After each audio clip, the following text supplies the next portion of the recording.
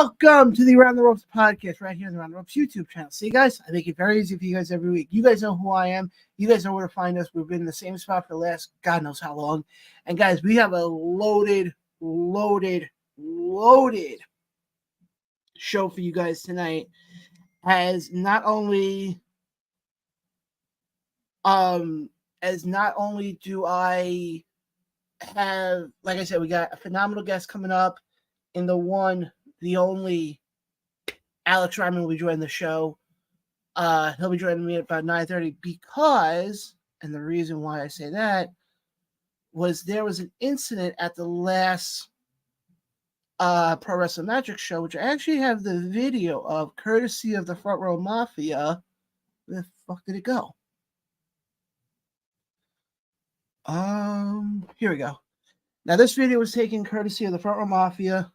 Here we go. Fuck you! And fuck this company!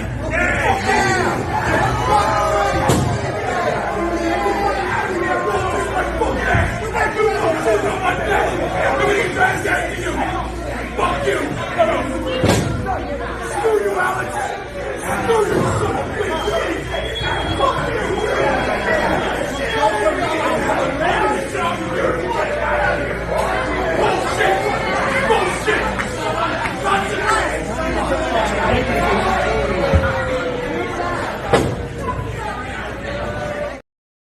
So we got that video. We'll talk to Alex Ryman about that when he joins me at about 9:30 or so.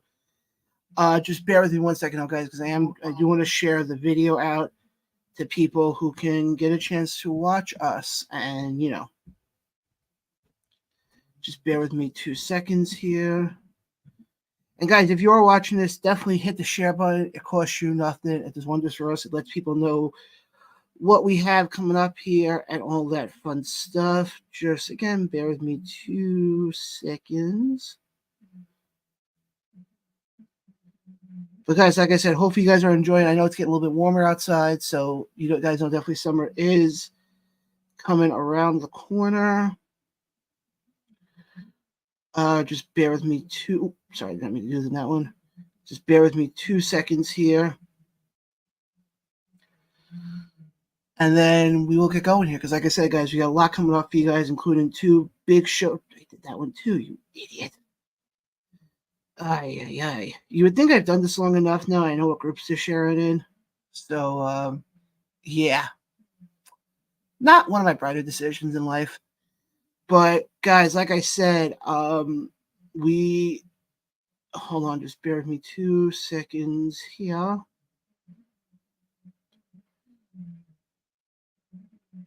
right, I'll share the rest of them later.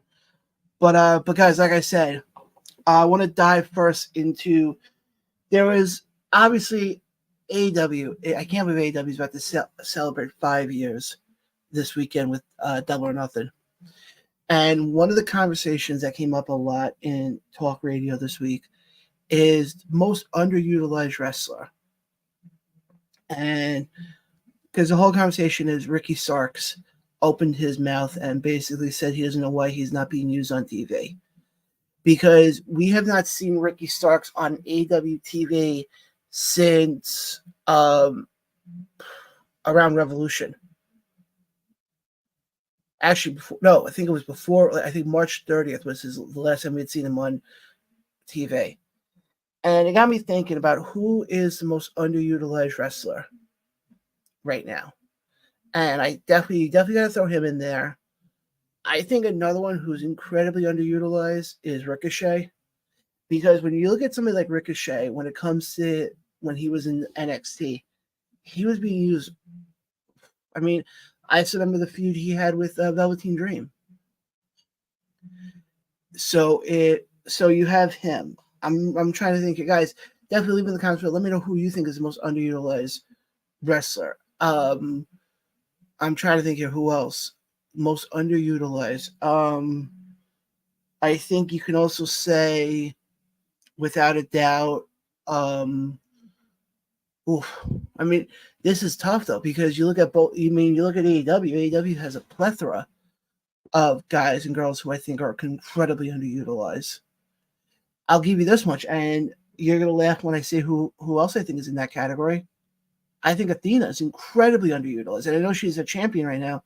She's your current Ring of Honor Women's Champion, but she is talented enough that she should be on AEW. And I get the fact, you want to keep the two companies separate, but why? I don't understand the point of. Yeah, we got our first comment coming actually from Mark, who says, the machine, Brian Cage. And I definitely agree with that. Brian Cage is, and then you know what else you can throw in that category as well, Mark? Lance Archer. I think it's somebody else who's incredibly underutilized, because these two guys, especially with Archer and Cage, are two guys who I personally feel should be world champions at this point, just because of their size. Especially somebody like Cage, who I feel like, I hate to say this, I feel like he's been incredibly underutilized his entire AEW run, to say the least. I can't really think of any other way he has not been underutilized. I mean, he was doing all that stuff with Mogul Embassy, which was all great and all, but he should be world heavyweight champion at this point. He who else you can throw into that category then? I'm going to say Wardlow. I think Wardlow is incredibly underutilized. Wardlow, to me, Mark, another one, Miro. But I want to get back to Wardlow here for a second, because Wardlow is somebody who, whatchamacallit? Wardlow is somebody who should be in the world title.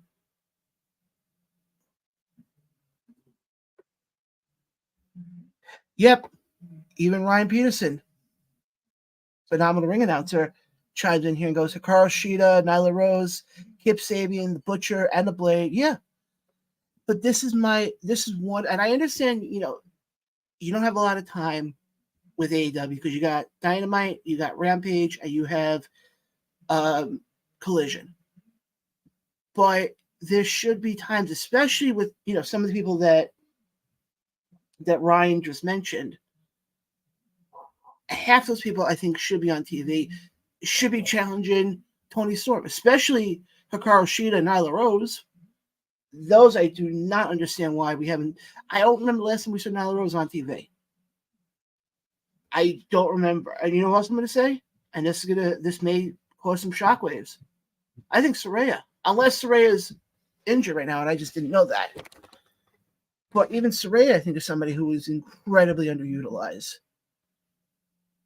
Because you look at somebody like Saraya, somebody like Hikaru Shida, it seems like AEW is kind of getting into this fix lately of using the exact same people every week.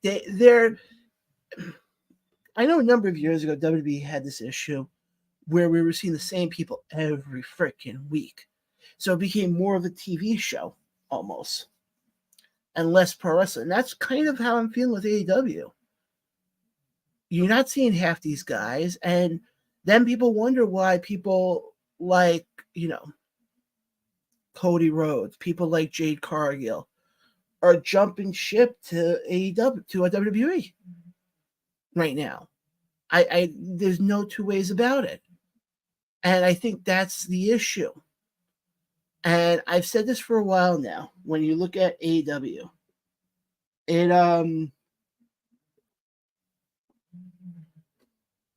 it's definitely going to be, and this has been, I mean, if you guys have been watching the show since the show started, you guys know I've had my slight issues with AEW. And yes, they are getting better. I will definitely give them that much. But the biggest thing is this, and they released the ratings that AEW has had since the signings of Will Ospreay, Okada, and Mercedes Moné. They haven't done well with the ratings. And I know before the AEW loyalists have the pitchforks out, let me explain. I understand a lot of people now do not have a lot of people nowadays do not have cable, because a lot of people go in the streaming route and they cut the cord, which I understand. But when you're pulling in numbers like you're pulling in, 600,000, 700,000, 800,000. You're bringing in people like Will Ospreay, who is one of the biggest names in the world. I don't understand the issue. I seriously do not understand the issue with it. I don't. And that's what bothers me. Is I've said this on the show since AEW. I've said this since AEW started. AEW is made more for the hardcore fan who eats, breathes, and lives by pro wrestling. That's what AEW is set for. AEW has never been able to find to attract the casual fan.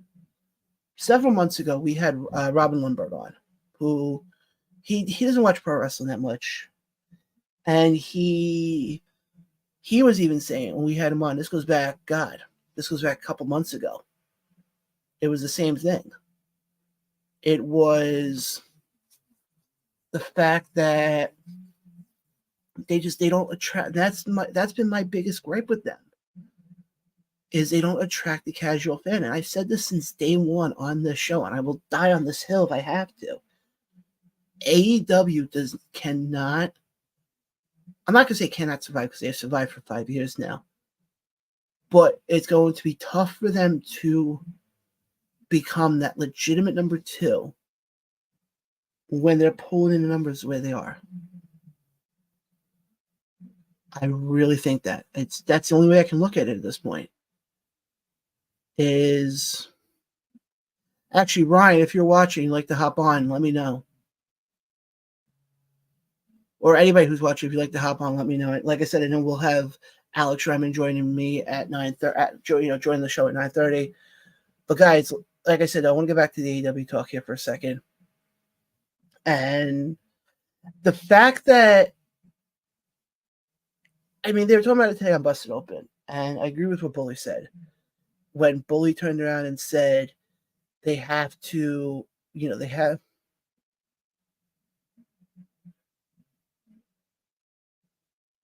Yeah, Ryan, you make a good point here. He goes, all of I didn't even know Dark Order was still part of AEW, to be honest. Mark Briscoe, the Lucha Brothers, Mercedes Martinez, Jay Lethal, and to add on. Yeah. I mean, Jay Lethal, we haven't seen. I think I've seen Jay Lethal, and this is going to sound sad what I'm about to say. I've seen Jay Lethal more on the independent scene in the last 6 months than I have on AEW TV. Between the two shows he was at with the Dynasty and the 2 shows he was at with Ace. Mercedes Martinez, same thing. I'll actually be seeing her in action on July 6th, live from the ECW Arena, which I will be on the call for. That's the sad part. That the fucking Lucha Brothers are in that boat as being the most underutilized. You got 2 guys in Penta and Phoenix who, and I always go back to their match they had with the Young Bucks at Full Gear 22, I think.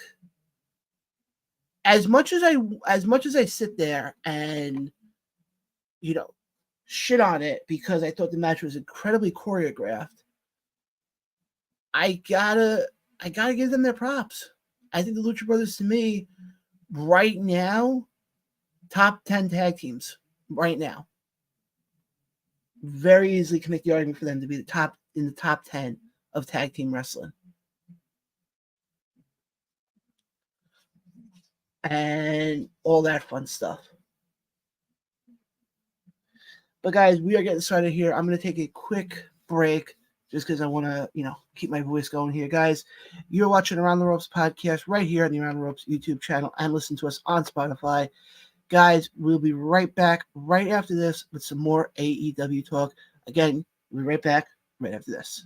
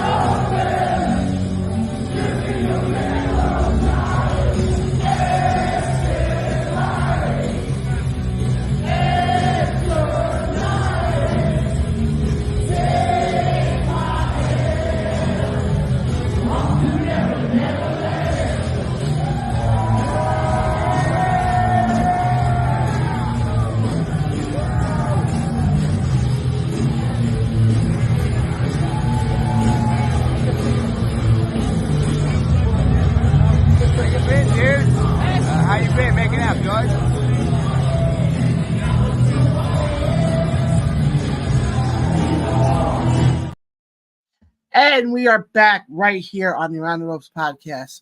Guys, again, hopefully you guys are enjoying the show. Like I said, we're going to dive now into a little bit of a preview of Double or Nothing, because Double or Nothing is coming up this Sunday, live from Las Vegas. And guys, it is going to be one hell of a show. I'm just going to pull up the card right now. Because, guys, like I said, I always will say this. I know All In, the poster actually right over here, actually, was, some people can say, was the birth of AEW. But honestly, I will say this much. To me, it's not their big show. To me, what I would say their WrestleMania would have to be Double or Nothing. Because it's been, like I said, it was their marquee show. It's what got AEW started. Again, despite the fact everybody always says All In. But I'm gonna pull up the card. Let's start off with the big match. Championship match. Swerve Strickland takes on Christian Cage for the AEW World Championship. Honestly, this is a tough one. Because and I hate to say this, and I know I said this a couple weeks ago when Swerve won the title off of Joe at AEW Dynasty. And I think that was the show we had Billy on for. And I was saying it then. I am in for a long reign of Swerve. I mean, I don't think it comes to an end on Sunday, but I can very easily see I can definitely see the argument, and I can definitely see the possibility. Because despite the fact Christian not needing, there's this thing in pro wrestling where where a wrestler is over enough and doesn't need the belt, because it's that saying of, either you make the belt or you don't make the belt type of deal. I mean, I think it depends on how they go about it. If I'm being realistic, it depends on how they go about it. Can I see Swerve? I hope Swerve retains. Could I see somehow Christian pulling some sneaky tactics with Kill Switch or Nick Wayne or Mama Wayne even? Yeah, possibly. I can very easily see that. So this one is going to be kind of a toss-up on that one. I hate to say this, and I still think this is the stupidest thing they could have done. Willow Nightingale defends her TBS title against Mercedes Moné, who is making her AEW in-ring debut. Let's just call a spade here. Unless by some miracle, and by some miracle, I mean a major fucking miracle, that Willow can pull out for this one. Mercedes Moné was walking out with the TBS title. Let's just call it what it is. And I personally think it's disgusting, to be honest. Not disgusting like that. I just think it's bad of how they've done this, because to me, you could have done, because I know these two have history together, Willow and Mercedes, but you could have done something with them down the road. Let's say possibly at an All In. You could have done something for them at Forbidden Door. You could have had this be like, Mercedes Moné takes on Abaddon. Get her that first win. I'm just a big proponent of a wrestler coming into a company and their first match being on a pay-per-view for a title when they've done nothing to earn it. Because to me, in essence, what you're doing is you are basically sitting there and saying, well, the whole ranking system doesn't matter, and to me, it's stupid. It's very stupid.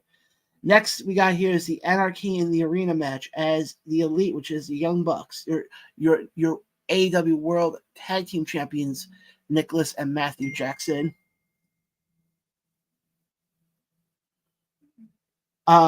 With Okada and Jack Perry taking on FTR, Bryan Danielson, and Darby Allin. Originally, it was supposed to be Eddie Kingston, who was supposed to be in this match. but unfortunately he did tear his his ACL and had a pretty gruesome knee injury. So yeah, this one's going to be a freaking. And what I don't understand about this, and I would love somebody to explain this to me. You just started this whole, Elite taking over thing, with Elite taking on Team AEW. Wouldn't this be more as the blow-off match than the first match? Wouldn't this mean more? And tell me if I'm wrong here. I understand they have to do the Anarchy in the Arena match. I understand that. Wouldn't it make more sense to wait for this till we get to like All In or even Forbidden Door?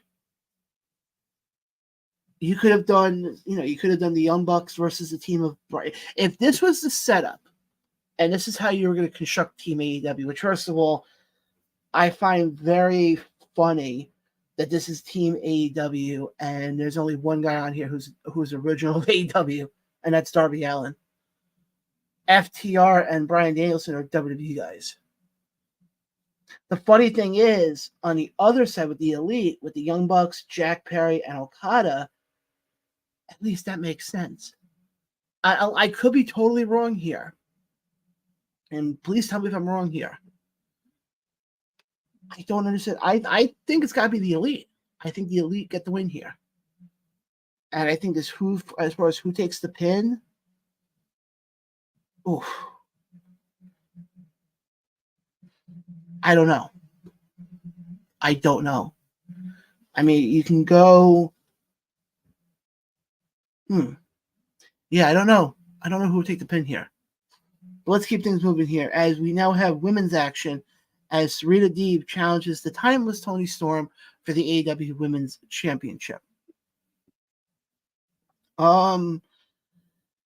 This one, I mean, it's going to be obvious. Let's call a spade here. I can't see Toni losing the belt here. As much as I would love Serena Deeb, who, by the way, is your current WrestlePro Women's Champion, unless she did lose it at a show. I think she's still the women's. Right, if you're watching, let me know in the comment section below, please. I can't see Toni losing here. I just can't. She's probably one of the hottest acts right now with her whole shtick and everything. I mean, I hate to say this, but if they were to have her drop the belt, I would have to say, if Toni were to drop the belt, to me, it would have. I hate to say this, but I think it's going to be Mariah May. I think it would make perfect sense storyline-wise. Have Mariah May be the one to eventually dethrone Toni. Because then what you can essentially do, because I know Ryan mentioned before some of the women, Sheeta, Nyla Rose, and all those. You look past Serena Deeb. What other woman is left on the roster for Toni to face?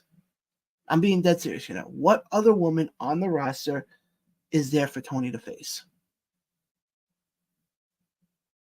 You see my point? There's nobody else. I mean, you're not going to all of a sudden pull in Athena. I think that would be idiotic, to say the least. I mean, I'm really trying to rack my brain here. I mean, you could go Chris Statlander. You can go that route if you wanted to.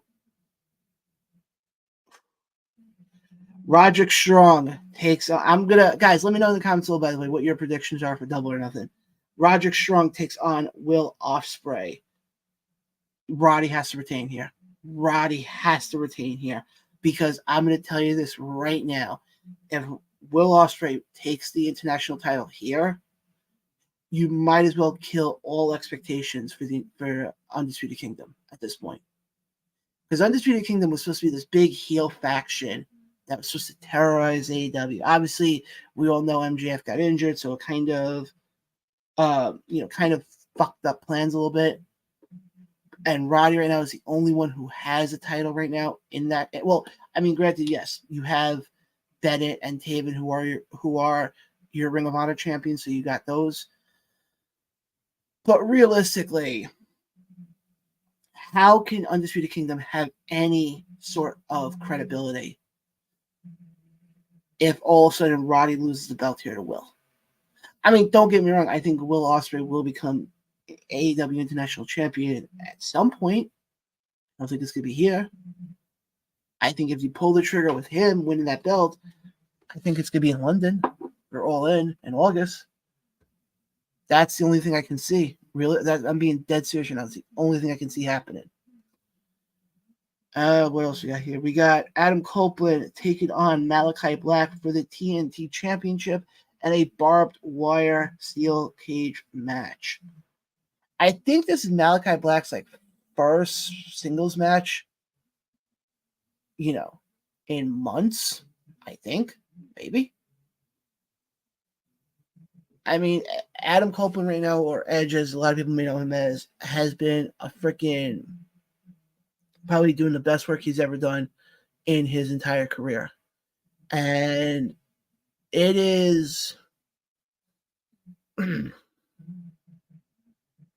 I think you would definitely make a star here. And I think it'd be nice to freaking put a belt on Malachi at this point, because since he did this whole House of Black thing, I feel like he's been kind of put into obscurity, to say the least. So to me, I hate to say this, but I think Malachi, I think Adam Copeland drops the belt. For the IWGP World Heavyweight Championship Eliminator match.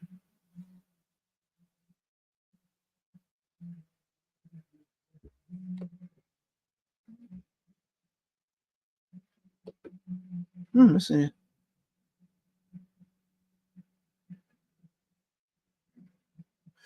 Okay, I did not know that. That's an interesting. So almost to the extent, Ryan, that's almost similar to what they did with the Continental Classic with Kingston and Danielson. That if I don't remember if it was Danielson had to win or Kingston had to win, but the winner had to shake the other person's hand or something. That's interesting. I did not know that. But this is an eliminator match. I thought at first this was for the title. This is not. Again, this is Jon Moxley, who is your current IWGP World Heavyweight Champion, taking on Takeshita. And this one is going to be... This one's a tough one. And I say that for this reason. Because Takeshita is somebody who has definitely been on the rise, to say the least. And he's definitely been on the up and up. However, with that all being said, could I see it possibly happening where Takeshita gets the win and it sets up a match between them down the road? I very well could. Very, very well could, to say the least. But yeah, like I said, and then I don't know if there was any other matches. Make sure this is. Oh, there's one more. Trent Barretta takes on Orange Cassidy. Yeah, this one's gonna be a good one. I'm liking what they're doing now with Trent being the heel now. I like this kind of look with him. And with Orange Cassidy, we've seen the last couple of weeks where he is with the Don Callis family. So, him with the Don Callis interactions. Could we get a heel Orange? I wouldn't say we get a heel Orange Cassidy, because I don't think he would ever become a heel.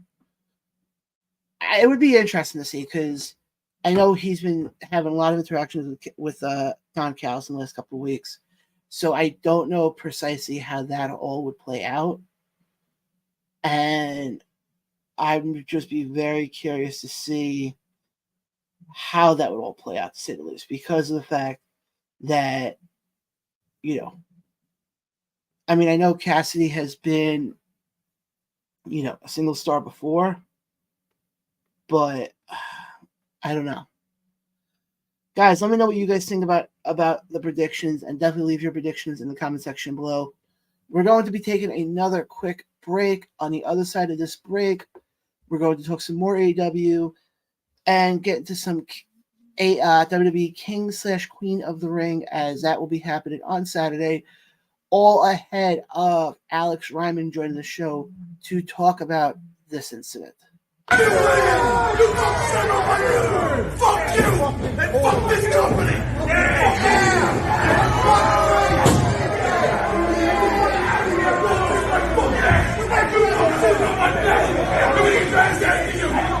Fuck you! Screw you, Alex! Screw you, son of a bitch! Fuck you!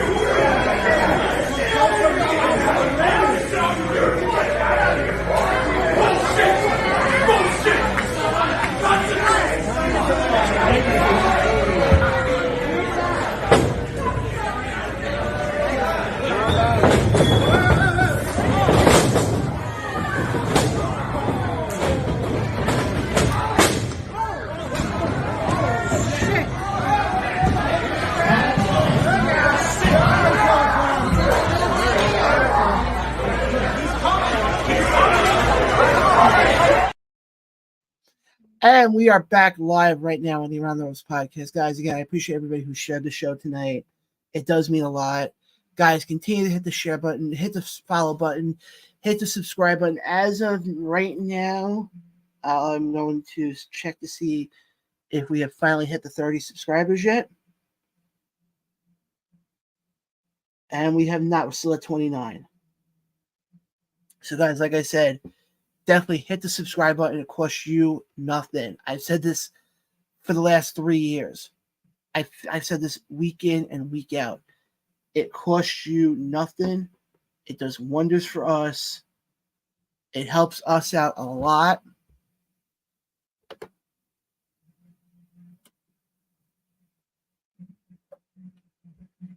And Merck chimes in here and says, I see it on IWTV. It was, yeah. And Merck, we're going to have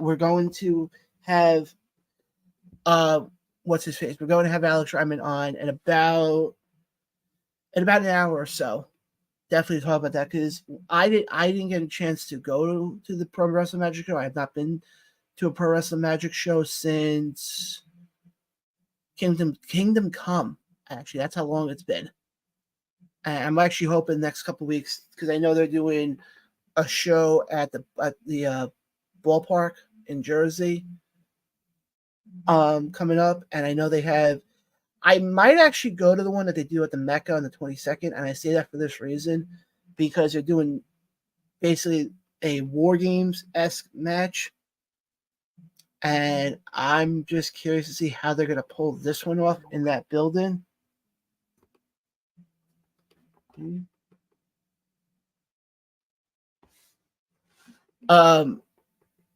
I'm curious to see how they're going to pull this one off, because in that building, because normally, you see War Games, it's normally a double-sided, it's normally double ring. However,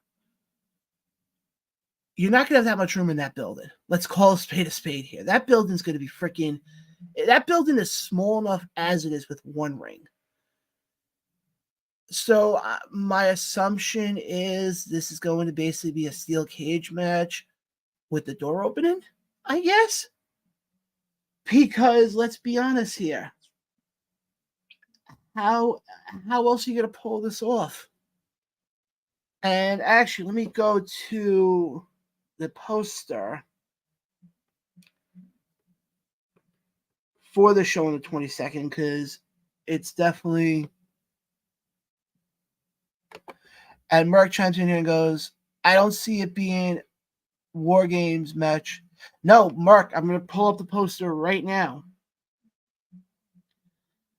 And according to the poster, unless I'm misreading this, it says here,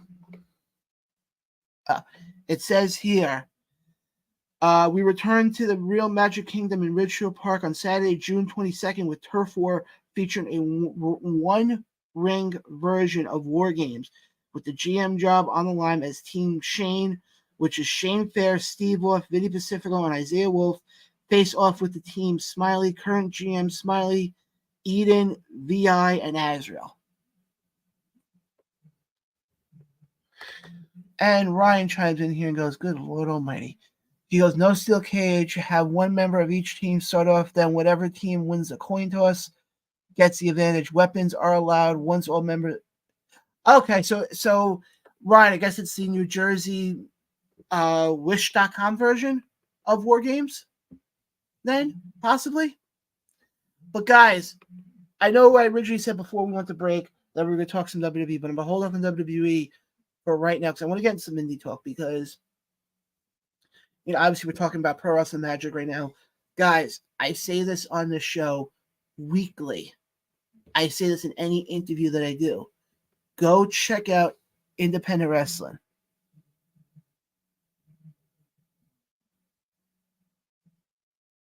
Yeah, Mark, I agree with you. It's the Wish.com War Games. Let's call it what it is.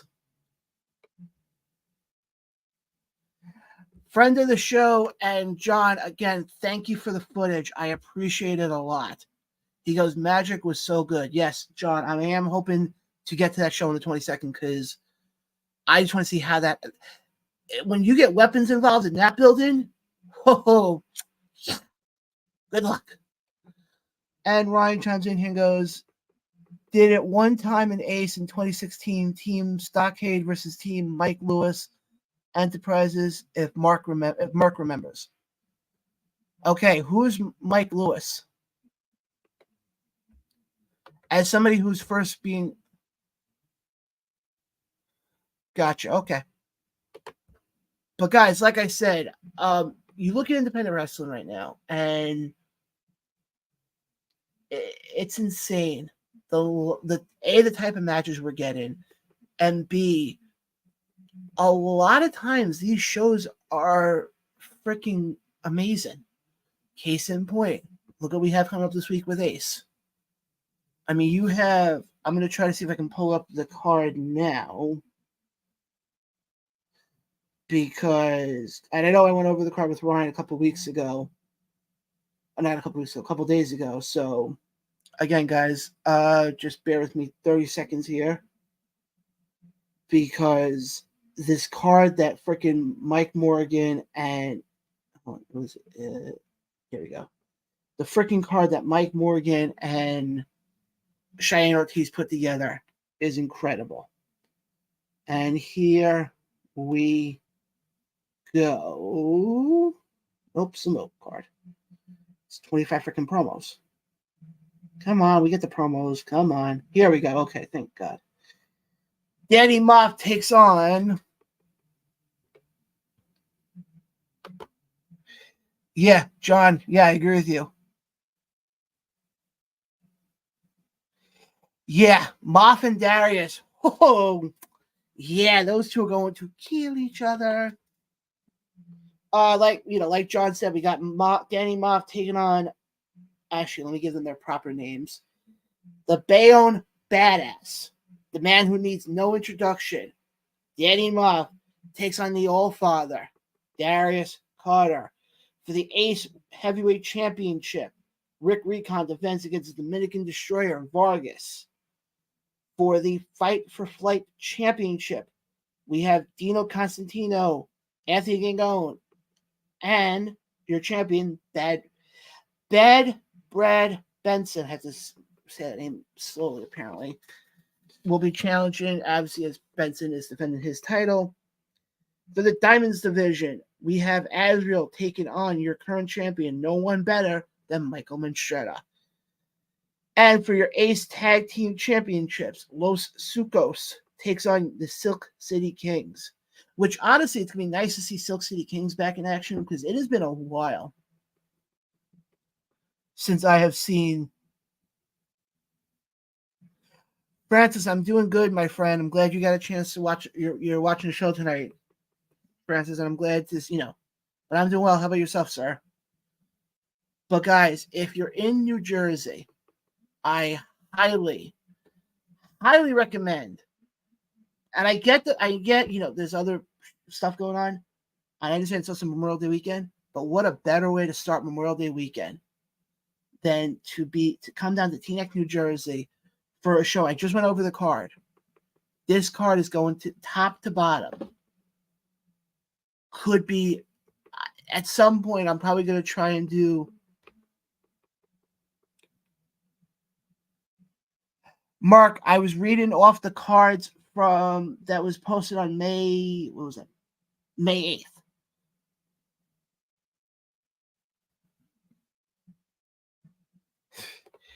Yep. Guys, I've said this before. If you go to Facebook, go check out the Front Row Mafia guys. They are a great group of guys between John, Randy, Mike. They're all a great group of guys. Even Toto Tom is okay. I don't know if Toto Tom is still a part of the Front Row Mafia, but definitely go check out Front Row Mafia. Follow them on Facebook. Like I said, they're a great group of guys. You'll see them pretty much 99% of the shows in Jersey between ISPW, Pro Wrestling Magic, Brii, Ace, and so on and so forth. Well, Mark, I appreciate you letting me know. And guys, we also have Cade versus Prince.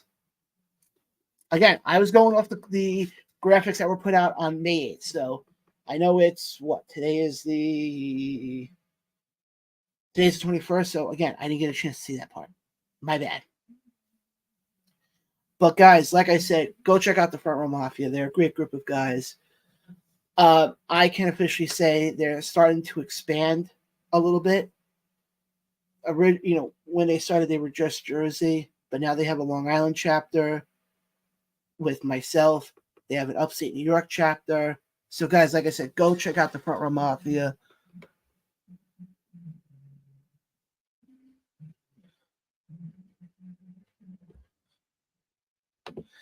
And John says, Toto Tom is...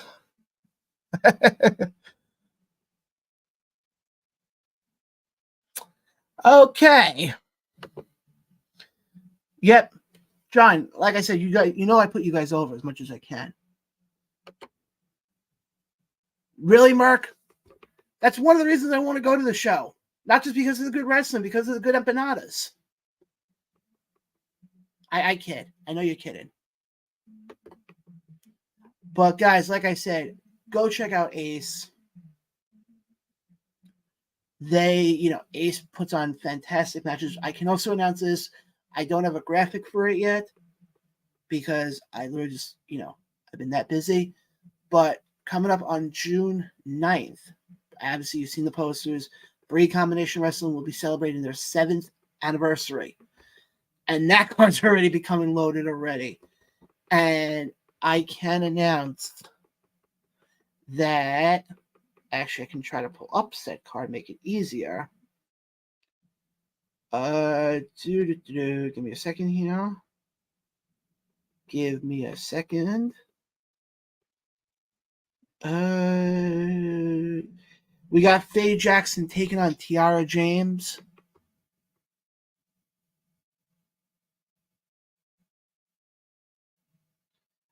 Francis, I'll read your comment in 1 second. Anthony Gangone takes on Jay Bougie. Harlan Lopez takes on the debuting Leo Sparrow. And I know there's some other matches that are in the works. I just am not at liberty to announce them yet. Actually, let me get to the comment here that Francis said, and then I'll get to what I was going to announce. Francis chimes in here and says, Timothy Embler has one of the greatest shows coming up I have ever heard of. Yeah, Francis, I definitely agree with you on that. It's the show that is happening down at the ECW Arena on July 6th is going to be loaded, to say the least. You have opening up the first show will be Who Runs the World, their first all-women show with some of the best wrestlers from the indie scene being there, including Vicious Vicki, Christina Marie, Ultraviolet, and so on and so forth. I know Danny Moe will be defending her title on that show against Sue Young. Mercedes Martinez will be in action, and so much more. Then afterwards, they're going to have sort of a miniature meet and greet barbecue edition with Here's the what I found. nobody asked you. With good old JR, obviously being the main one for that, and then starting I think at 8 o'clock, if memory serves me right, is United We Stand, where that the biggest one with that one, we'll see Team Bill Alfonso or Team Extreme taking on Joel Gertner's team of Sex with Your Next Ex. I'm not kidding with that name. So we got those matches coming up. And the stipulation with that match actually is if Joel Gertner's team wins, then he gets sole ownership of Battleground that Timothy Embler has said already on record he will sign over the company to him for 1 year. However, if he loses, then he must fire and ban somebody from his team right there on the spot. It can be any of them. It can be Alvin Alvarez. It can be Christian Ross. It can be the Philadelphia Playboy. Who knows? And I think they're going to be on Fight TV. Oh, no, they are on Fight TV. So, guys, if you're not able to be in the Philadelphia area, definitely go watch it on Fight TV. And you may actually, if I'm just saying this in case you didn't hear the show last week, you may recognize an interesting voice on there because making his debut on commentary for this show is yours truly. So, guys, again, definitely go support Battleground. They are one of the premier companies in the Northeast. Tim always puts on great shows, and we're ushering a new era. But I want to get back to Brii Combination here for a second because, as many of you know, I did the kickoff show before Queen of the North, and that one, it was a good one. We had on some talent. It was fun. We're going to up the antes for this one because we will be live. I'm hoping to get some of the champions on and some of the talent on, but we're going big. Logistically, as long as it can work out, we will be live. I will be live on the stage area if it can work out. If it can't, we'll do that another time. But that's my goal, is to do the Around the Ropes podcast live from the stage of the Mecca. And I got to talk to owner Anthony Cole about maybe having fans in beforehand to watch the kickoff show live, which if we can do that, that would be great. And then obviously the day beforehand, I will be at Immortal Championship Wrestling as they present Gateway to Immortality 2, with the main event of that one being Sebastian Braun challenging Sean Carr for the ICW World Heavyweight title. Also, I wanted to send well wishes out to Sean. I know he injured his shoulder, and hopefully hopefully everything gets better for him. Oh. Also, we have coming up on June 1st. Yeah, June 1st. The Dynasty presents Sounds Gay. I'm in. And guys, again, the Dynasty, you guys know how much I put over the freaking Dynasty at this point. And you see, Billy, I'm actually saying it correctly. The Dynasty, not just Dynasty, because Dynasties, that's the fake Dynasty. But with with the Dynasty, they are doing a free show June 1st, live from the Schenectady. Oh, I should have written this information down. I'm an idiot. Hold on. Give me a second here. Because I should have written this information down. I'll be the first one to admit it. I should have written this shit down.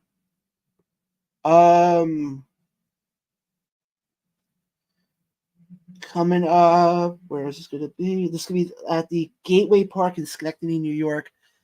Don't know any of the matches yet. I think there's maybe going to be 4 matches, 5 matches, maybe, at tops, I think. So we got that coming up. Then on June 29th, the Dynasty returns to Empire Live, or as I call it, the Dynasty Arena, for Light Up the Sky, featuring a ladder match for the, I don't know if you can say the inaugural Dynasty Championship, but we will have a champion being crowned on this night.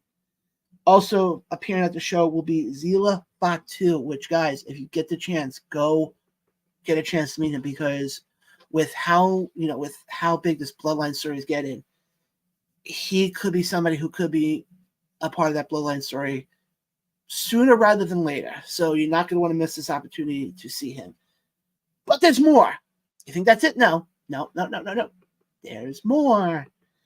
Because also happening on June 29th, live from Enfield, Connecticut. Yes, finally, I'm saying the goddamn name of the town correct, Enfield. Blitzkrieg Pro presents the Luau Show. If I can freaking find it, that'd be even better. And on that show, it was just announced today that Paul Walter Hauser, yes, guys, the actor from Cobra Kai and former WWE superstar Paul London, will be in action as they take on Bobby Orlando and Bryce Donovan. And apparently, this is news for me, but apparently that's being sponsored by us. Holy shit. Oh, okay.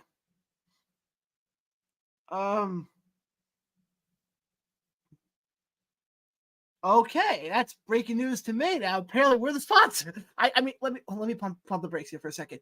I knew we were one of the sponsors. I didn't think we were gonna get the freaking marquee match of the fucking night.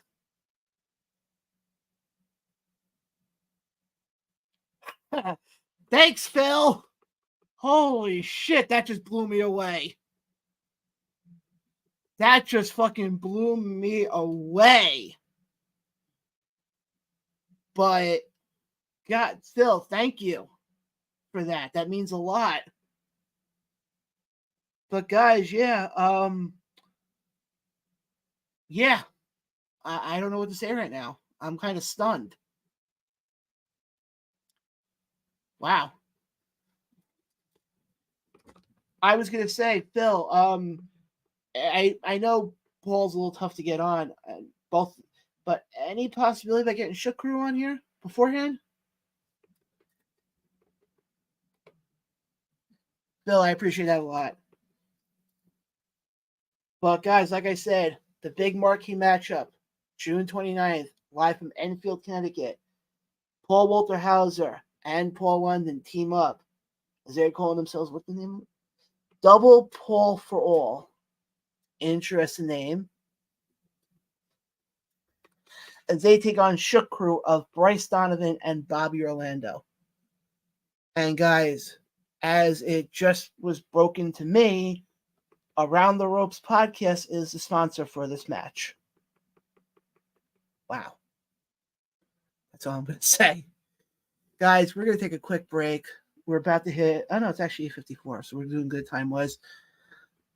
Excuse me. Again, guys, like I said, 9:30, Alex Ryman will be joining the show. I know ISPW is doing a show right now, so maybe a few minutes after 9:30, but Alex Ryman will be on the show tonight. But guys, we're going to take a quick quick break, and we will be right back with more wrestling talk as we got some more independent stuff to get to, and we got some WWE to get to. You're watching Around the Ropes podcast or listen to the Around the Ropes podcast right here on the Around the Ropes YouTube channel. Be right back right after this.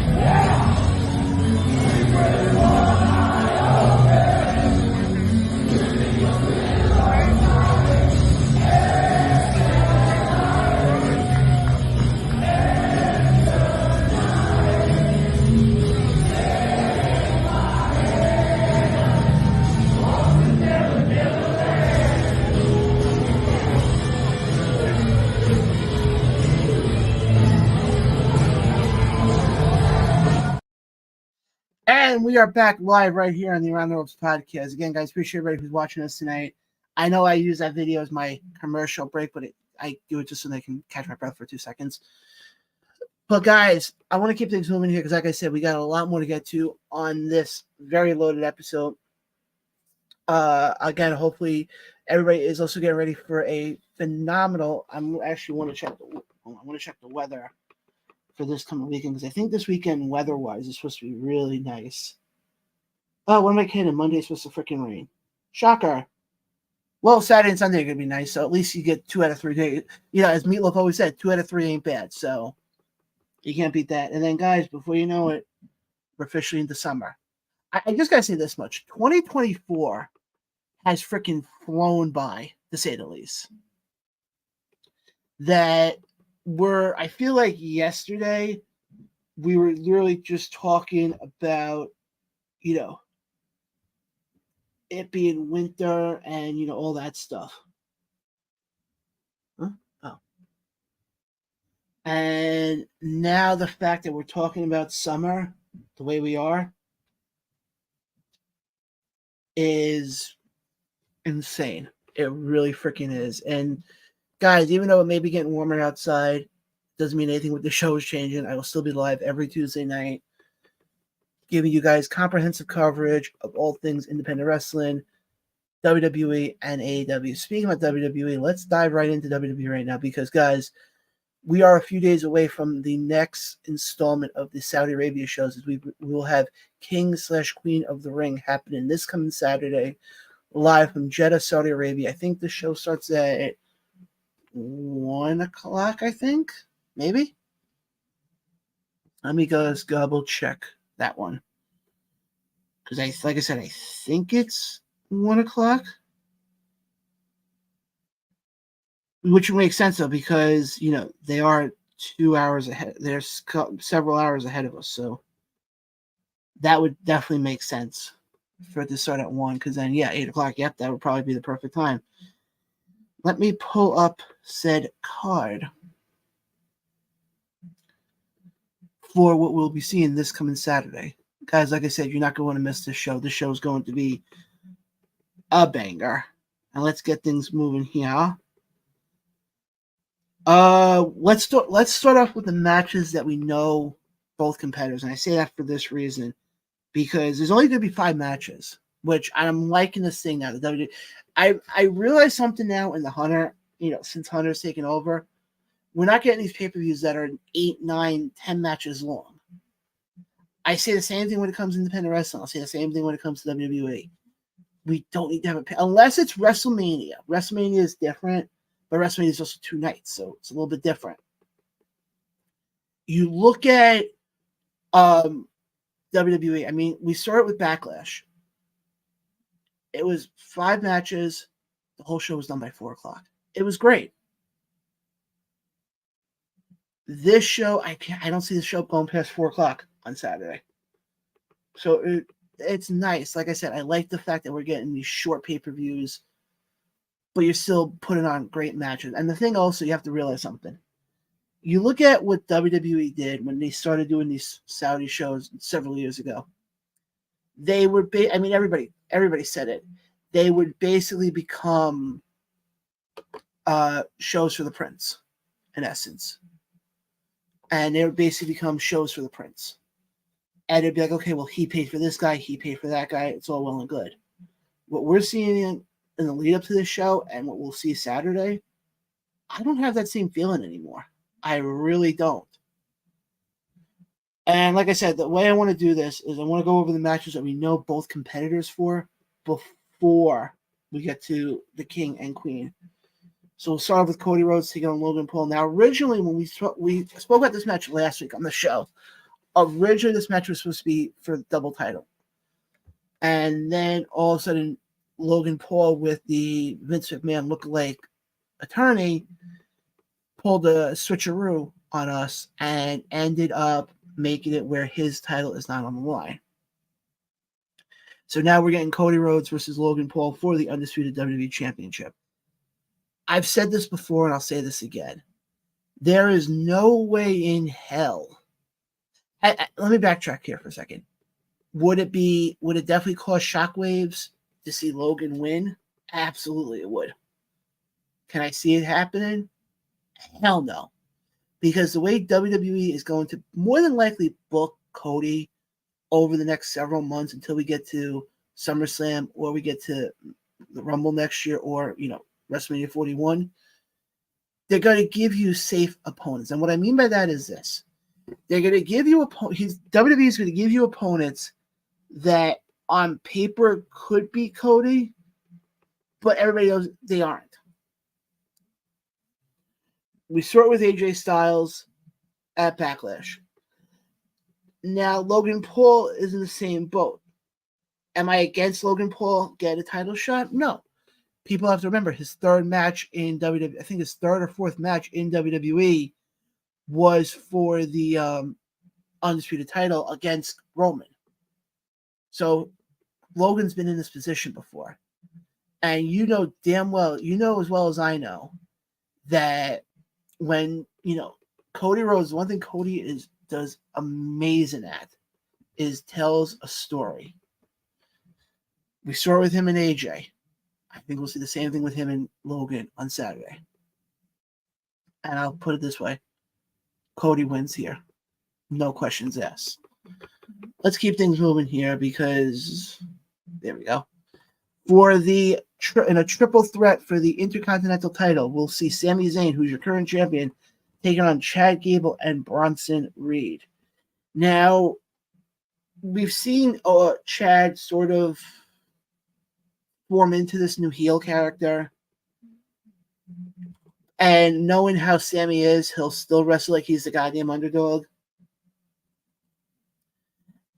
I can't see Sami losing here. But I don't think this is going to be the end of Sami and Chad Gable.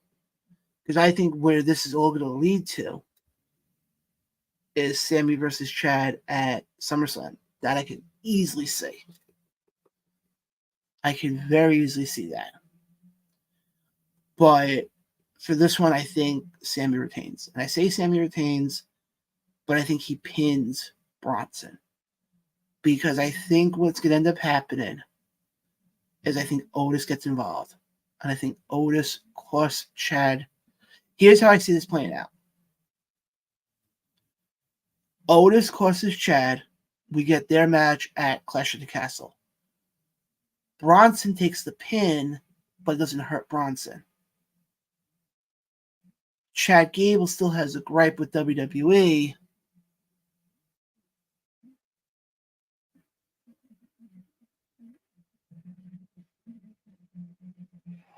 Francis, you make a very valid point, my friend. He goes, let me just pull this point up quick. It's actually a very valid point. He goes, if Logan Paul would stop using the brass knuckles, he would be a great... Yeah, Francis, you're 100% right on that. But unfortunately, Francis, that's what Logan Paul is. He tries to take the easy way out. And and the funny thing is, he's a natural athlete. Let's just call it what it is. But he's you look at what he has done in his short amount of time since he's been with WWE. He's become one of the better heels. And that's tough to say with how politically correct everybody is now. With him, he's become one of the better ones. And Francis also chimed in here and goes, yeah, just like the medal. And yeah, I can see that. But yeah, like I said, I think Cody retains. I see Sami retaining. In the first match where I think we see a title change, Becky Lynch defends her women's world championship against Liv Morgan. I think Liv takes the belt here. I said this several weeks ago when it was announced that Rhea had to vacate the title. And they did the Battle Royal. And then Around the Ropes was on the next day. And I had made the comment on the show that I could have seen them pull the trigger for this at Backlash. Very easily could. However, they didn't. they're trying to really hammer in this whole Liv trying to take over Judgment Day. And I could easily see her taking the title here. Because let's be honest, Becky at this point doesn't need the belt.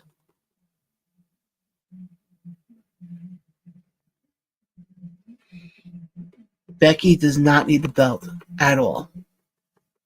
And it's Teflon with Becky. Oh, by the way, before I forget, guys, hey Randy, what's going on? Randy, glad you guys are in here because I just got word from the Revolver himself. The Revolver will be here shortly. So, guys, you're not going to want to miss when Alex Ryman, your current Pro Wrestling Magic World Heavyweight Champion, joins the show after what went down at the most recent Pro Wrestling Magic show. So you guys are not going to want to miss that. That will be happening in a few minutes. Oh, and also joining the show right now, he is the voice of Ace Pro Wrestling. He is also the voice of Wrestle Pro. If you watch him at Creator Pro, some may think of him as Sexy Ryan. Making his return cameo appearance, I don't know how you want to phrase it, Mr. Peterson himself. What's going on, guys? Been a.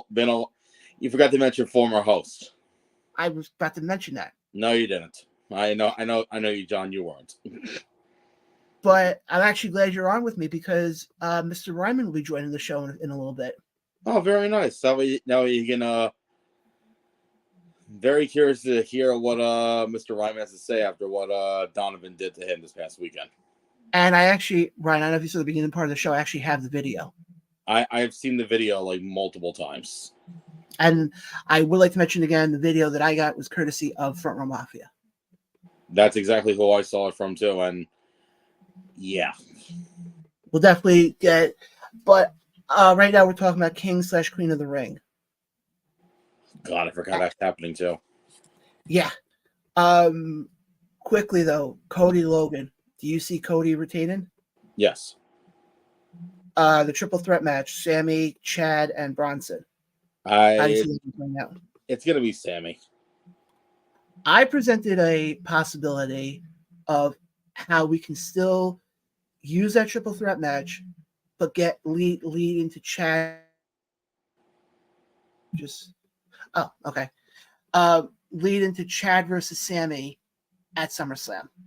Bronson takes the pin, and then Chad, goes on a little tirade saying you didn't pin me, which means technically I didn't lose, blah blah blah, and then we go from there.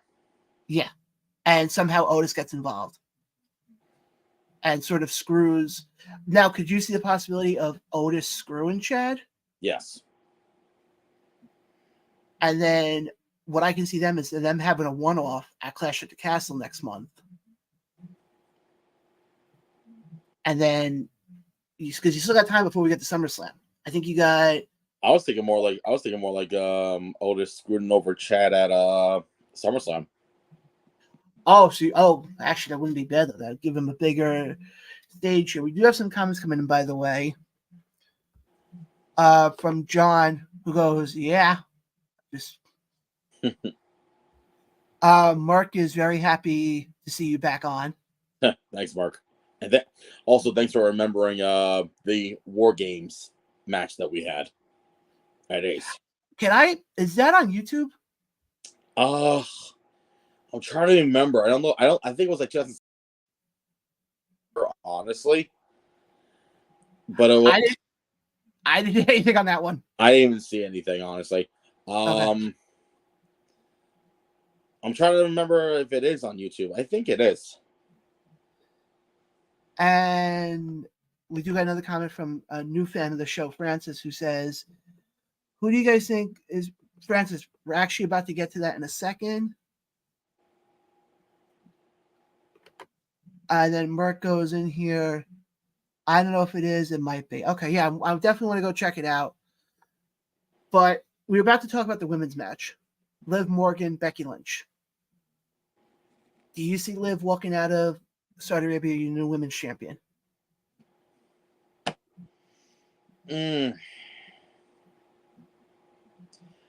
For some reason, I kind of see this as a screwy finish, like a DQ finish. How? Liv, lets her emotions get the better of you, and it'll be something simple as, hey, you have until the 5 count to get out of the corner. 1, 2, 3, 4, 5. That's it. Ring the bell. Ding, ding, ding, ding, ding. I could see that. I just think if they do that, then it means they're setting up for a bigger. Okay, if they go that route, we do have Money in the Bank coming up in a couple of weeks in Toronto. Could you see a possibility of Liv getting put into that Money in the Bank? I would say Clash of the Castle, have them do like a rematch blow off.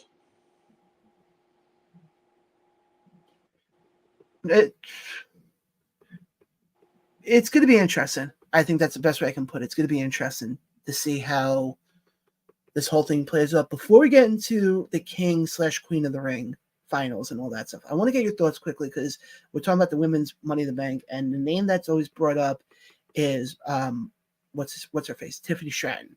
Did you hear about or did you see the video where people were saying that she has heat now with the company? Yeah, it's not sure. That's what I saw that video and I was like, there's no heat here.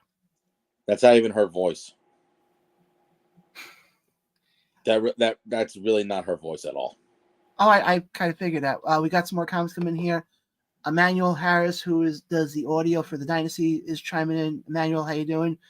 You're good, buddy.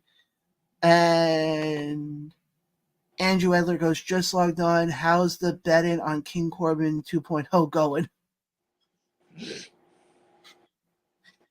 I want to dive into that because I don't remember a Saudi Arabia show that I have been more intrigued by than what we're going to see with the Queen and King of the Ring finals.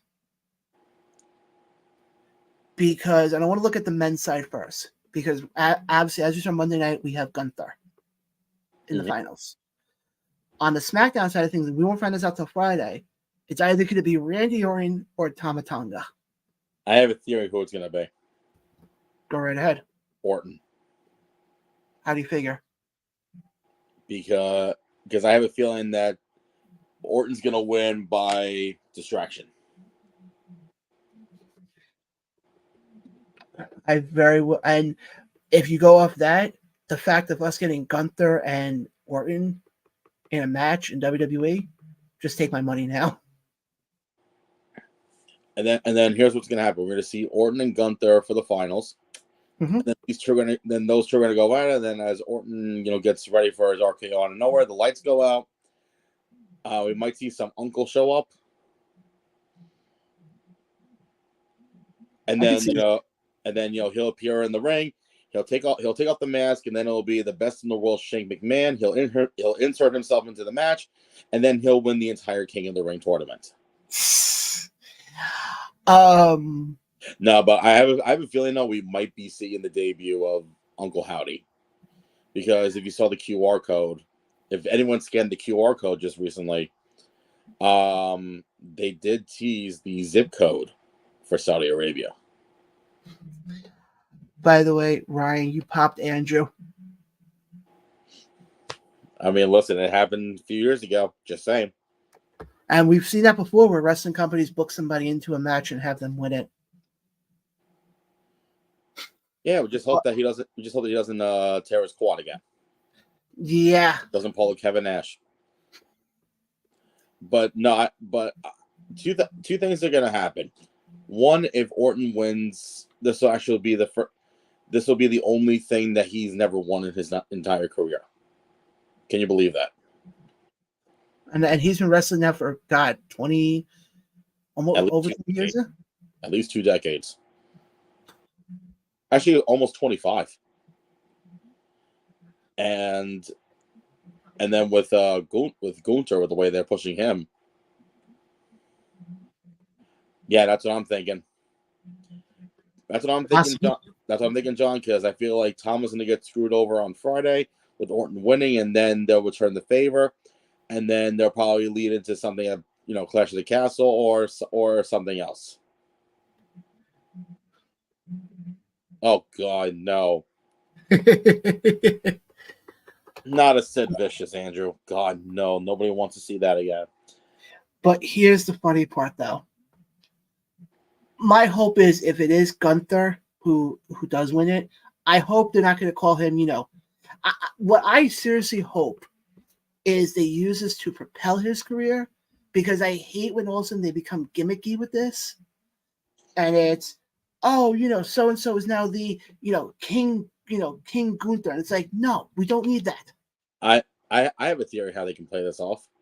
How? Gunther wins the King of the Ring tournament. My guess is the crown is going to be like one of those like Wish.com crowns that you get. Then you see Ludwig Kaiser take the crown.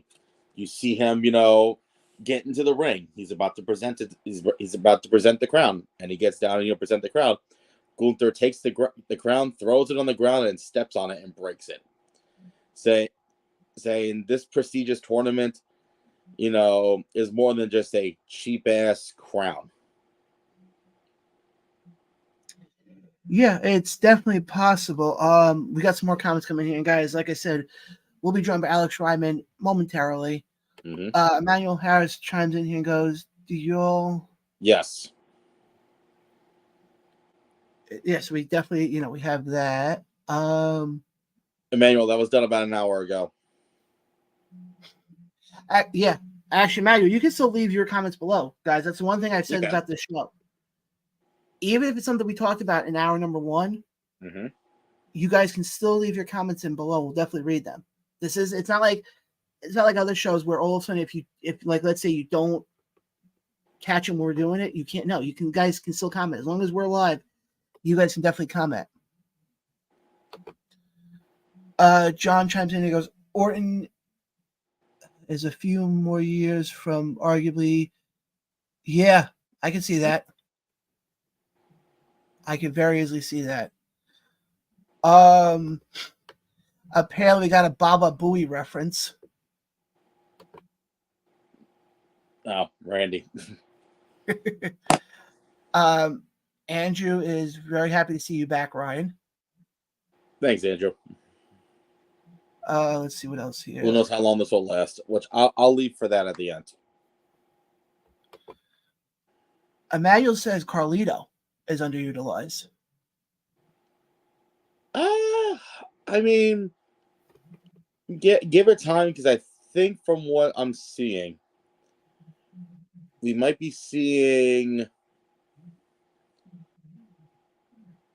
one Dominicano getting replaced by a Caribbean dude.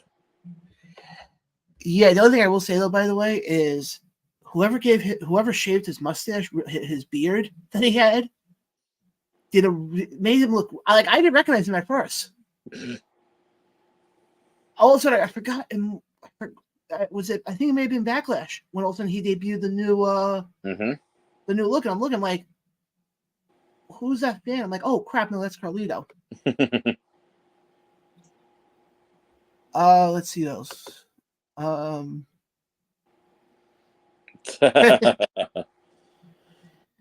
Actually, I got heel Ryan rules. Yeah, you have no idea, John. I kind of want to backtrack a little bit, because I actually was watching this a little bit, and you mentioned about Double or Nothing. Yes. And you're talking about Anarchy in the Arena. I have a very strong feeling that that obviously the Anarchy is not the blow off. It's just the beginning. What do you mean? Because I have a very strong feeling that obviously Anarchy in the Arena, I think the Elite's gonna win it, because it's the Jacksons booking it. Of course. Then you'll probably have like another, probably like multi-man matches throughout the rest of the summer. And then if they really want to pull the trigger, why not do blood and guts at Wembley? Oh, I can see that. Mm-hmm. The only reason why I said that beforehand is I'm so used to being the Anarchy in the Arena match being the blow-off match. Yeah, but I feel like they're changing things up and making this just the beginning. Like I said, it could definitely, it's definitely gonna make things interesting, to say the least here. So I just want to get back to the WB stuff here for I just wanted to bring that up. That's all. You're good. You're good. So you're thinking we're getting Gunther and Orton then on Saturday? Yeah. I got to agree, because I think realistically, as much as I would like Tama Tonga, I still think he's way too. His time in WWE is still way too new. People aren't going to know who he is. Plus, I think they're gonna. Again, I think they're setting for something else. And also, we get to have more clips of him acting like a raging, rabid-infested animal. If you remember from, was it on Raw last week? It was on SmackDown. SmackDown, yeah. Yeah. Somebody said that was the equivalent of Beavis, I think, from Beavis and Butthead. Yeah, that sounds about when he's Cornholio. But I want to get out to the Queen of the Ring, because I said this when the brackets were announced. I think when we did our predictions when the brackets got announced on here, I had said, watch, they're gonna push Lyra, and look what they're freaking doing. Yeah, I was kind of surprised in a good way. Hey, I hope that, like I said before, I said this with Gunther, and I'll say the same thing with Lyra. I hope they're using this to build up these stars, and I hope this isn't just a thing of, let's give her 15 minutes of fame and then forget about her type of deal. I saw a meme out there, getting back to the men's for a hot second, where the meme is, if Triple H doesn't book Orton to win, then something tells me he's still salty after what Orton did to Stephanie back in 2009. And we all know what happened with that. Yeah. Yeah. But I have a prediction for the women's final. I think it's going to be obviously Lyra and Nia. Yeah, but I mean, I could see. I like what John said. John said Queen Tiffy time. But and what?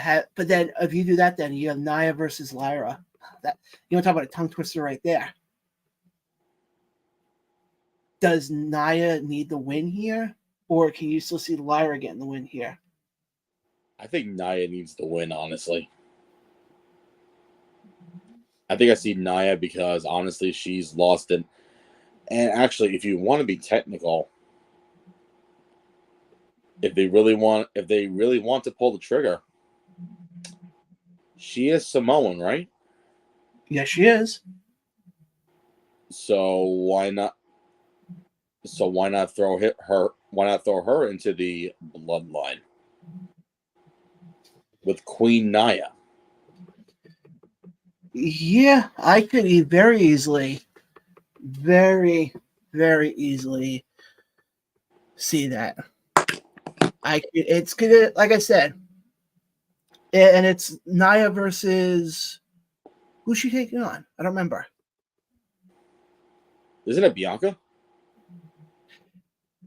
Yeah, because I think they didn't want to pull the. Yeah, because I thought it was. Oh yeah, because that's the other thing I didn't get was Nia took the chair out on Friday against Jade. Mm-hmm. But Jade got disqualified. Just blame her kid. But guys, we're going to take a break from talking WWE, Brian, because I would say one of the more anticipated interviews on this show is about to go down. Guys, we are about to be joined by the Revolver, your current Pro Wrestling Magic World Heavyweight Champion. Hold on a second. You should put a disclaimer saying that whatever is said by the Pro Wrestling Magic Heavyweight Champion does not condone the views and opinions of the Around the Rules podcast. Viewer discretion is advised. Now you may continue. Guys, the one, the only, Alex Ryman. Alex, how you doing tonight? Much better than I was Saturday night. But I'm doing all right. How are you guys doing? Doing We're great. doing. I'm doing great. I have been very intrigued to hear what you have to say. So, Alex, the floor is yours. What would you like to say about the whole Go incident? right ahead. John, full screen this. Let's give the Revolver his spotlight. There are certain things that are expected in the realm of professional wrestling. What happened Saturday night by Sean Donovan was unprofessional, classless, and cowardly.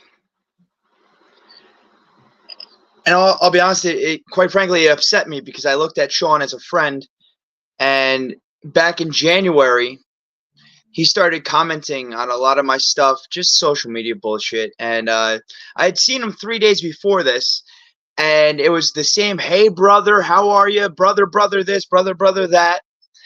And, no problems, no issues. Everything was good. 3 days later, he starts running his fucking mouth on my comments. And I thought he was just joking. And I thought we were just busting chops and everything. But then one day turned into 2 days. 2 days turned into 3 days. And it overflowed into something that was much more than social media banter between two friends. It became very personal. So at the ISPW Rumble show in February or March, I asked him, I pulled him to the side in front of people, and I said, do we have an issue? And right there in front of people, he said no. I gave him the stage to air any grievances he wanted, and he said no. Man to man, face to face, said no, we don't have an issue. And I left it be. Flash forward to Easter Sunday. I'm just trying to enjoy my time with my family, go to the gym, come back and be with my family again. And as I'm at the gym, my phone is vibrating time and time again. And this motherfucker is tagging me in posts, tagging me in statuses, wanting to call my title. Yeah, sure, it's a replica belt. Whatever. That's your opinion, not mine. Because I worked my ass off for this belt. Anyone who's ever been in the ring with me or worked with me behind the scenes knows how much I care about Pro Wrestling Magic and knows how much I care about this goddamn belt. It wants to be unprofessional and call it a replica belt and say that I'm a fraud champion. Whatever, dude. I've been called worse by better. And so I put up a status and I said, Sean, it's Easter Sunday, and all you seem to care about, all you seem to talk about is me. Go spend time with your family, your wife. And then I may or may not have made a comment that I wonder, since I live rent-free in your head, when you fuck your wife, do you think about me? Because that's what it seems like. So it's starting to seem like you're becoming obsessive over me. It's quite frankly, it's sickening. It's disgusting. It's a disease. But you got what you wanted. You got your platform. See, I think your gripe was that you weren't good enough to be on Pro Wrestling Magic. And that ate at you because you saw what I did with Dan Moff. You saw him and I take each other to the limit. Over the course of a year, we built a following. People were intrigued. People wanted to see the dog collar match. Unlike a Sean Donovan match, people wanted to see that. And you couldn't just let that be. That sickened you. That made you sick to your stomach that Moff talked about someone else because you saw your meal ticket leaving. You know the only reason that you're booked are on shows that Moff's on.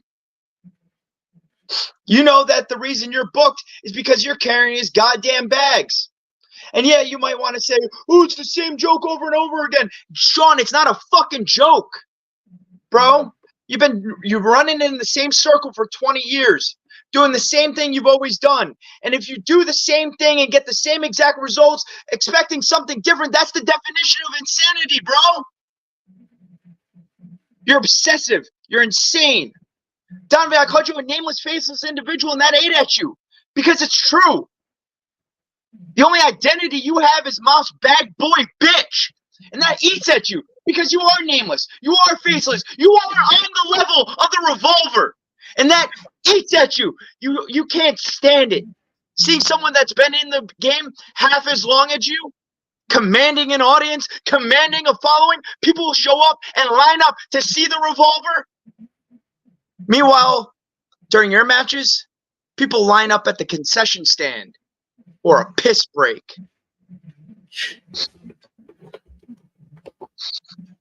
Wow. Ryan? Now you understand why we wanted to give the revolver his own spotlight. But Ryan, go ahead. I got nothing right now. I'm still in shock. So John, go right ahead. But Alex, we actually have the video, which I'll play the video in a second.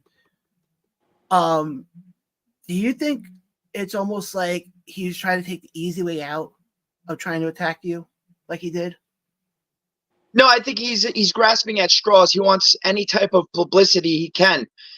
And that's why when he started hanging on to my name, and you noticed that he was creating a buzz by attacking me because I'm someone people want to see, he wanted to latch on to that. Because he's like he's a leech. He's a blood-sucking leech. It's all he's good for. But when the host of that leech pulls him off and discards him, he's nothing more. And that's why he jumped in the ring. That's why he waited until after the match and after the show, because he wanted the spotlight purely on me. And he saw the reaction that my last post-show promo got and how many people believed in what I was doing, because this belt means the world to me. This is everything to me. I stepped foot into Magic 9 years ago as what Sean Donovan is now. A nameless, faceless individual thrown in a nothing six-man tag. I was just a warm body to fill out the card. And I knew that. I played my role because I knew how good I could be if I wanted to be. I was going to work my ass off. And instead of doing what Sean did, I didn't have to go and steal someone's spotlight. I earned mine. Month after month. Year after year. There's a reason people still ask me about the American Murder Society. There's a reason that people still ask me about the 3 Stages of Hell with Steve Ault. There's a reason people still ask me about TLC with Psycho Drivers and Glitz and Glamour. Because I left an impression. I left them speechless. I worked my ass off to get into the positions that I'm in. I didn't have to go and steal someone's spotlight like Donovan did. He saw what I earned. He saw what I cultivated. He saw that my tree was starting to produce. He wanted to take that from me, and that's fucking personal. Ryan? Again, I'm just enjoying this right now. I'm enjoying this shit. So now, like I said, I saw the promo he cut, and the fact that he called you a nameless, I call him nameless, faceless individual because that's what he is, and that was the bone of contention in that little shoot promo he did. God, he's so creative, doing a shoot promo. Good job, Sean. The only time you've ever shown a little bit of character, no one fucking asked you to.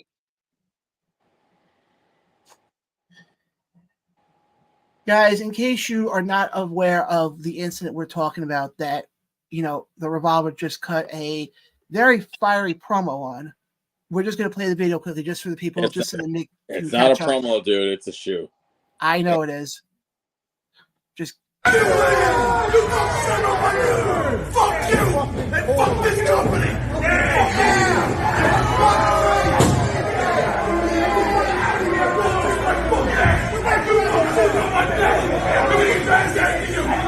Fuck you! Screw you, Alex! Screw you, son of a bitch! Fuck you!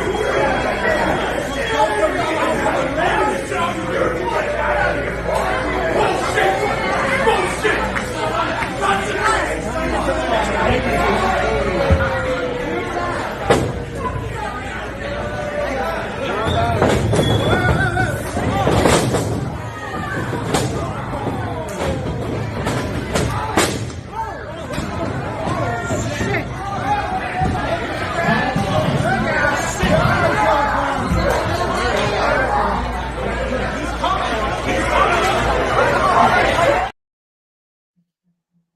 even seeing that video again, I mean, I can only imagine what it was like in the building that day.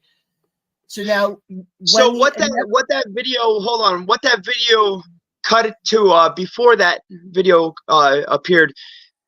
Apparently, Sean was sitting in the crowd with a mask on. How someone like Sean gets to be in the crowd, I want to know who was taking tickets that day. I want to know where the hell the goddamn security is, and how someone is able to get that fucking close to their prized possession. It's sickening. He's a coward. And before that, I was throwing some haymakers on him, and I got the mask off, and I didn't know what to expect. I didn't know who it was or where the shots were coming from because he hit me while my back was turned, like a coward. And when I got the mask off, I was surprised. Surprised that he had at least the balls to do that. But then he kicked me right in my balls. And that's where you saw me on the ground. Because I have something that Donovan doesn't. Balls. So when the inevitable collision happens between the two of you, that's not going to be a match. That's going to be a fight, if that's the best way I can phrase it. I highly doubt there's any promotion dumb enough to put us in the ring. Because it's not going to be a scientific wrestling match. We're not going to be working hold for hold. No. I'm going until Sean's no longer breathing. I'm sick of it. I'm sick of his obsession. If he wants to be obsessed with me, I'll show him what you're obsessed with. I'm a fucking nightmare come to life. And that's the problem. Unfortunately, this is a nightmare, Sean, that you don't wake up from. And Alex, you were saying before about your 3 Stages of Hell match that you had with Steve Wolf, and I still think that's probably one of the best matches I've seen in Pro Wrestling Magic, was that match that you guys had.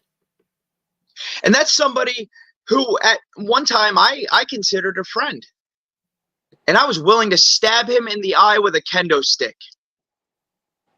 If I'm willing to do something like that to someone who I considered a friend, somebody I traveled the world legitimately with. Because remember, the reason that those tag team titles are world tag team titles is because of Steve and I. Where's Donovan ever been? What's his fucking passport look like, huh? I've defended the Dark Arts belt and the tag team belts across the ocean.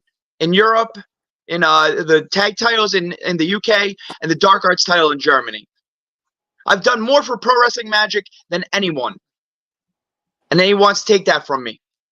He wants to say that I'm not a real champion. I've stepped up to every challenge my way. I defeated Dan Moff in a dog collar match. How many people can say that? I kicked out of Dan Moff's Burning Hammer. How many people can say that? I defeated Dan Moff and Kerr in the same night when I won this fucking title. How many people can say that? And I'm sorry for being very liberal with my use of the F word, but I'm fired up right now. I've worked my ass off for too long. This means the world to me. This means more than anything in my life. Family, friends, anything I've ever worked for. This is my number one. I'd die for this belt. And we do got a question actually coming in from John from the Front Row Mafia, who wants to know, hold on, how dark will the revolver go? John, JVD, good friend of mine. Maybe I've gone soft. Maybe I've started to care a little bit. As I said, I was the same individual that tried to stab a friend of mine in the eye. I'm the same individual that asked, no, I begged to be chained to Dan Moff until there was a winner. Maybe I've gone soft. Maybe I did start to let a little light in. Maybe I started to care about others' feelings. But maybe it's time to travel to that dark place again. Because it's where I feel comfortable. It's where I feel at home. I've been an outsider my entire life. It's nothing new. But if Sean wants to do it again, and I don't think you have the fucking balls to, I hope you call the police before you do it, because you're going to need them. If I'm willing to stab a friend in the eye, I'm willing to watch you take your last breath, Sean. If you're willing to do this again, tell your wife not to watch. And before you leave the house, hug her extra long. Kiss her one more time. Because I'm going to tell you this right now. The next time she sees you, if, and I mean if, she's that fucking lucky and you somehow fucking survive, Sean, she won't recognize you. And I hope when I'm done with you, I hope she's able to identify your body at the morgue. Because if this is what you want, if this is how dark you want to take things, I'm willing. You're going to have to fucking kill me to stop me. And I have no issue, no problem, and not a second thought about doing the same damn thing. Brian? So I kind of want to change the mood just a little bit, because in a couple of weeks, apparently you'll be doing something that is obviously both of your passions and both things that you love, which is doing a professional wrestling show at a baseball game. Not only just doing a professional wrestling show, I'm headlining a professional wrestling show at a stadium. That's another thing. People can say what they want, but this is the first time Pro Wrestling Magic is headlining a stadium, and yours truly is on top of the card. Coincidence? I don't fucking think so. Facts are facts, boys. I am the brand now. Pro Wrestling Magic isn't just a name of the brand, it's a fucking way of life. And every single day I wake up with the intention of building that brand higher and higher. And this is just the first step. A stadium show. You know? Must be a pretty cool feeling, I'll tell you that. Unfortunately, Vinny Pacifico, you're stepping in the ring with a very, very pissed off individual. I'm hoping Vinny trains real hard,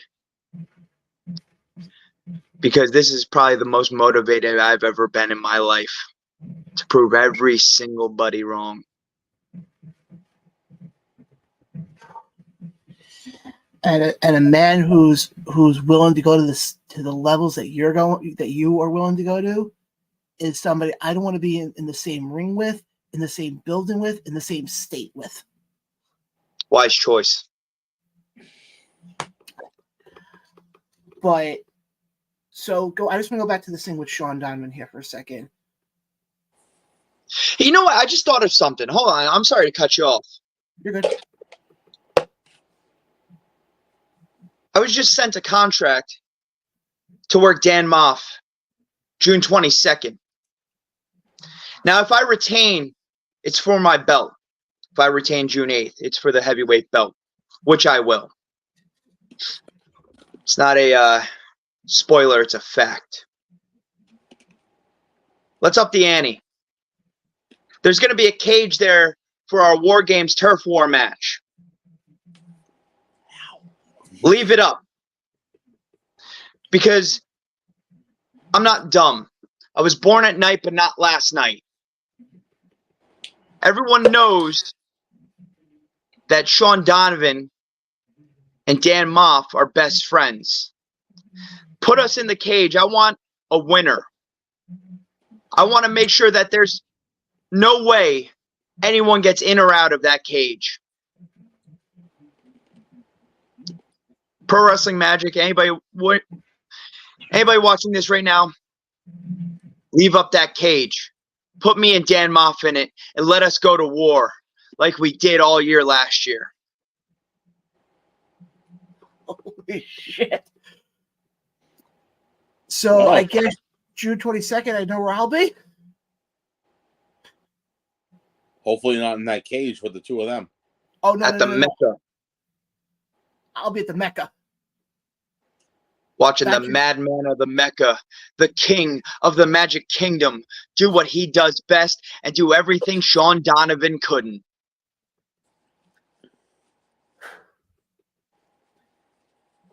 We do got a comment coming in here, Alex, off of what you just said about the Antes, and John just goes, "Holy fucking shit!"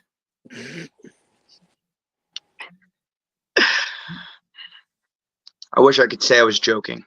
I wish I could say this has all been a ruse. But I've slept maybe at most 3 hours a night since this has happened. I'm not in a good place. I've not been in a good mood. And I took it out on somebody at my show today. I was just at ISPW, and Anthony felt the wrath of me. I went in there, and he didn't even last 4 minutes. I'm very pissed off and very motivated, and that's bad news for anyone who thinks that they're going to step in the ring with me. Oh boy. Yeah, guys, I don't think it's a safe idea to be on the bad side of the revolver right now, because you more than likely will not come out alive. Or just don't be on his bad side ever. Yeah, that's probably the better way to put it. But Ryan, do you have any more questions? No, I'm good. I am good. I am so good. But Alex, I appreciate you hopping on with us tonight. It means a lot. I know you everything that happened, so I'm glad you were able to give us some time so that you can kind of air out your grievance, air out your side of the whole thing of what happened. I mean, people saw the video, but people hadn't heard from you really since everything transpired on Saturday. So I do appreciate you hopping on with us to at least give us some time tonight. And I appreciate you giving me the platform, because as I said, I am the face of Pro Wrestling Magic. I am the brand. I am the king of the kingdom. The road to the Magic Kingdom leads through me. And that's how it's going to be, and that's how it will stay until I either get signed or retire. I'm going to hold on to this. And I don't care who steps up, because if you step up, it would be the worst decision you ever make. You're either leaving in a body bag or a wheelchair. Choice is yours. Guys, you can catch Alex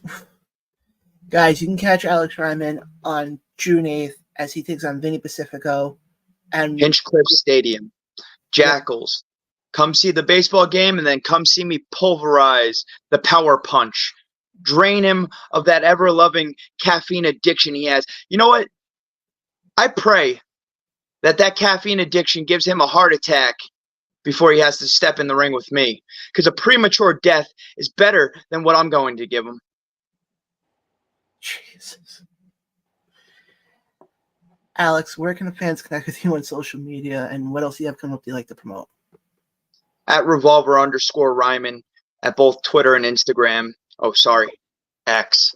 And Alex Ryman on Facebook. And also at my pro wrestling shop, pro wrestling tee store, Revolver Alex Ryman. Buy my shit, because dog shit is getting expensive, and my Harley boy needs the best life possible. Yeah, so all I have coming up, June 8th and June 22nd. And Moff, tell your little bitch boyfriend to stay far, far away from it.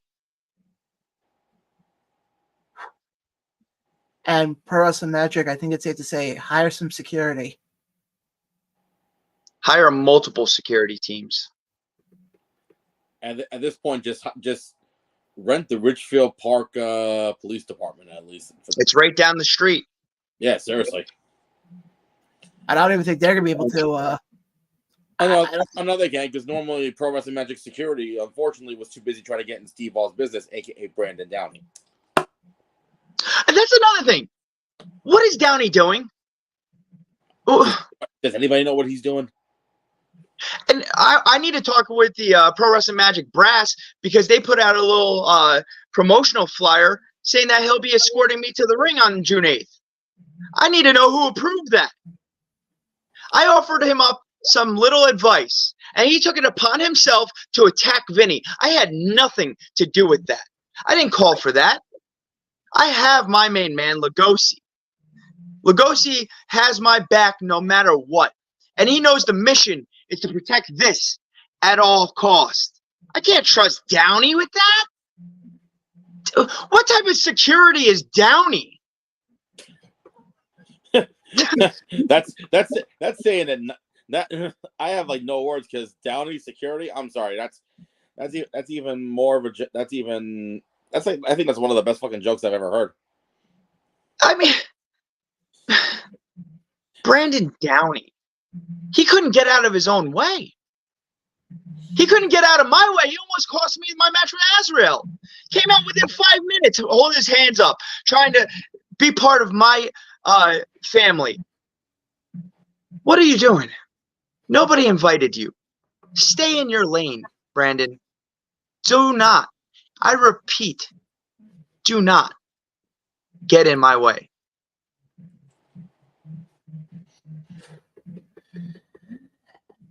So I think it's safe to say now, Brandon Downey, You're fucked.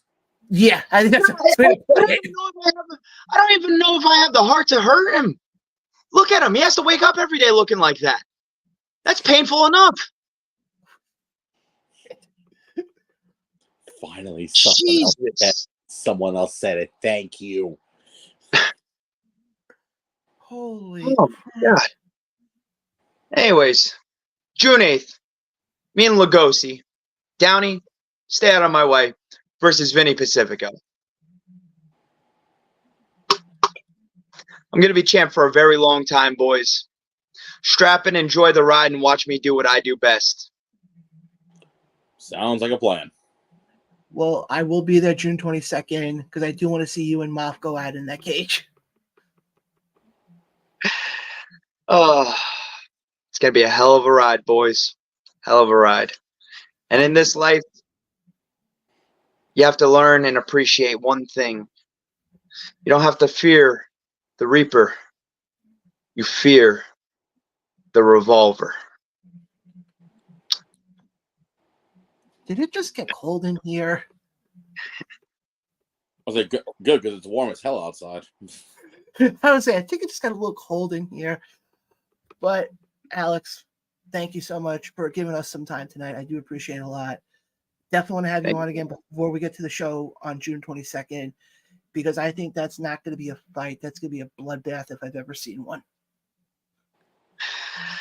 As I said, this belt will be synonymous with this face till I die, retire, or get signed. But Alex, I do appreciate you hopping on with us tonight. Guys, again, catch Alex at All Things Pro Wrestling Magic coming up. Definitely follow him on social media and go buy his merch. But again, Alex, I appreciate you hopping on with us tonight. It means a lot. No problem. Alrighty, guys. We're gonna take a quick break, and then when we come back, we're gonna wrap up the show. This is the Around the Ropes podcast, and give me a second here. I think I had it set up already. We'll be right back right after this.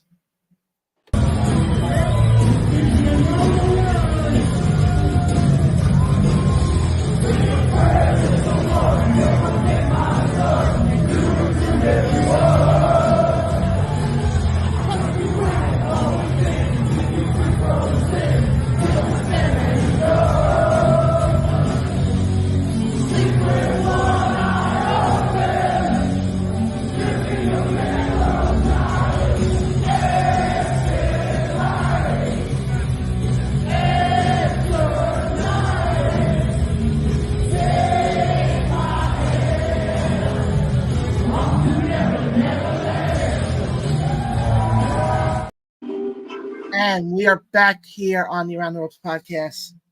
Alex, you're more than welcome to stay if you like.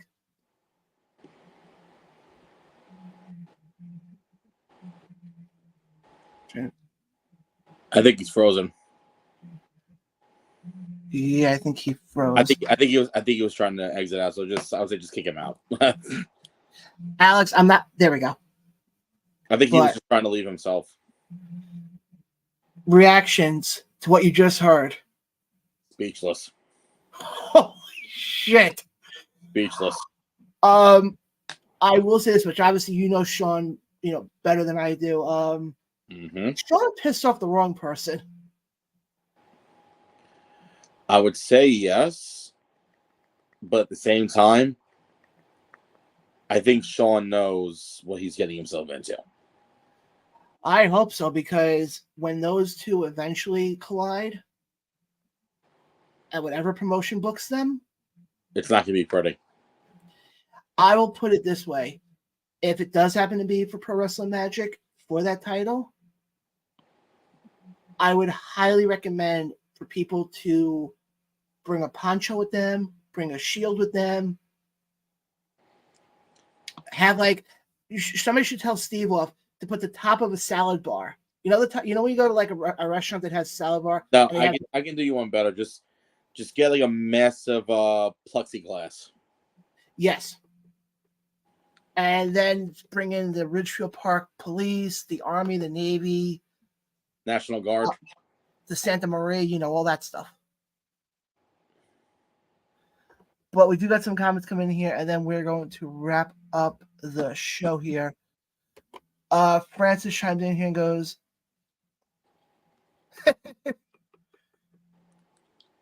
he goes, I would lay money on the Revolver keeping the title a very long time, all through the year. Sounds about right.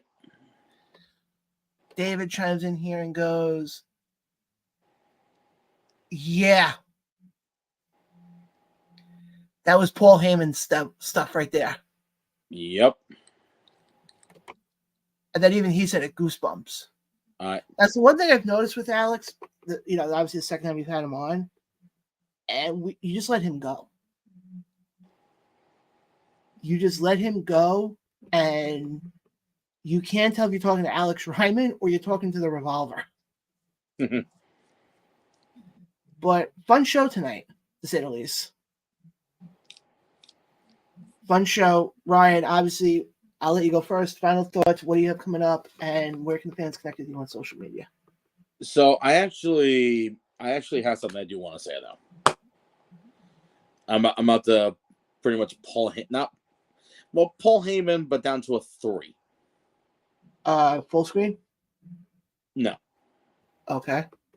And it actually involves this show.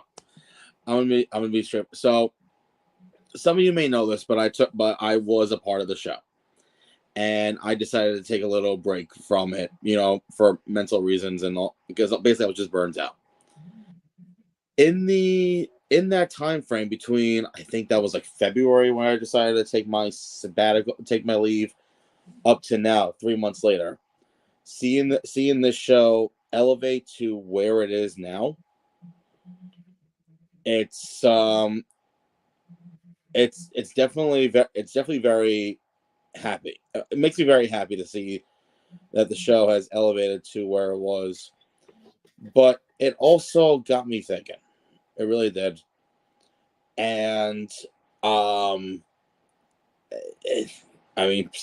people, obviously you and some other people could be so I'm trying not to get emotional right now just about this, what I'm about to say. I feel like this podcast has gotten better since I left, and especially noticing like how all the amazing talented men and women that come on here. Granted, yes, so I've known most of them. Like I think you announced you're bringing in Nair Robles coming from Puerto Rico, who's a phenomenal female talent. Obviously you had Ryman on, you had a bunch of the guys and gals from the Dynasty, excuse me, and Immortal, Blitzkrieg, and the list goes on and on. I think you have Vicki coming on again tomorrow or Thursday, whenever it releases. And in the time frame that I've been gone, I feel like maybe this show was better off, and probably is better off without me, because honestly, I felt like some may get the reference, but I'm not going to mention names. But I felt like not on the same level, but kind of on a smaller scale, where I was basically the one holding you back. holding this show back to where it is now. Because I feel like with me not being a part of it, you're getting these amazing opportunities, working with some of the best promotions out there. Obviously still doing stuff with Immortal, and now working closely with the Dynasty, Blitzkrieg, with that massive tag match that now you realize that you're sponsoring. None of that. And then also July 6th down with BCW down in Philly, doing commentary as the lead commentator for Battleground, which is at the famous ECW arena, which, little spoiler alert, I still haven't worked in, but that's another story for another day. But me personally, I feel like all this stuff that's coming your way probably would not have happened if I was still on. So I wish this show nothing but the continuous success that it is. I mean, that it's still obtaining. And this may be a little bit of another spoiler as well. I know I hate ending shows on a sour, sad note, but honestly, this has been brewing in my head, and honestly, just since we have people on here coming, shooting and whatnot, since we had Alex Wyman, who literally just made us shit the bed, I thought I add on, add on to the shit in the bed. Sure. Not only with me leaving the show, but like really looking around the independent wrestling scene as a whole and whatnot, I feel that, and it's been brewing, and again, it's been brewing around, but maybe 2024 might be my final year around independent wrestling. Because granted, I've been doing this for 12 years now, and do I love doing it? Absolutely. But obviously, there are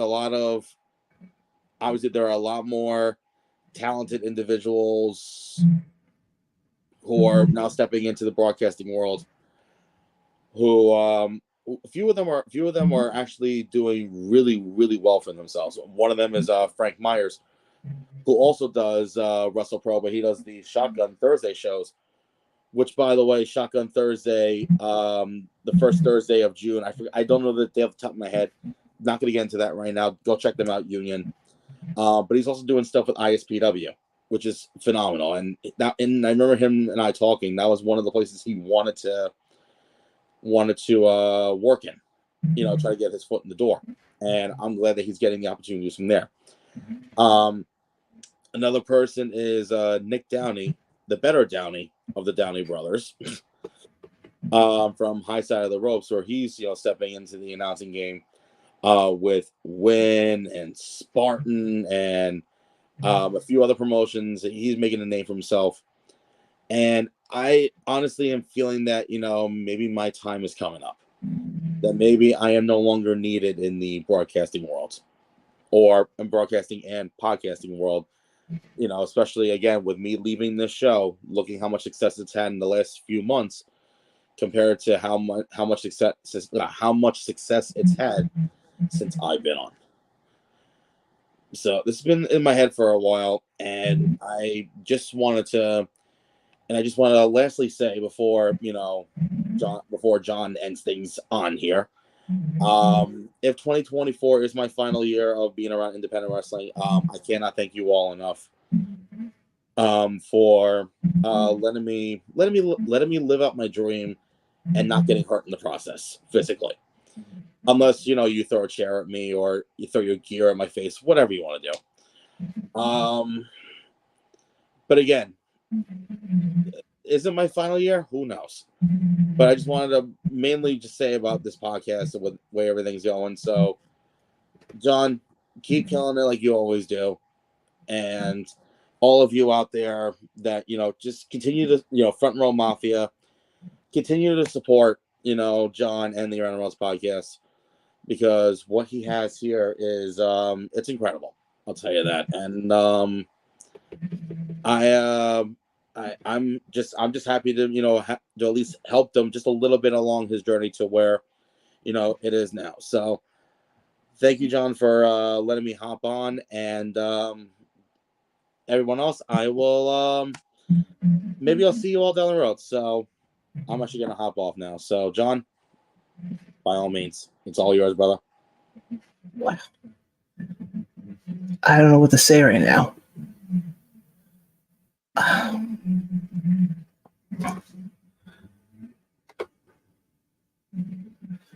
Wow.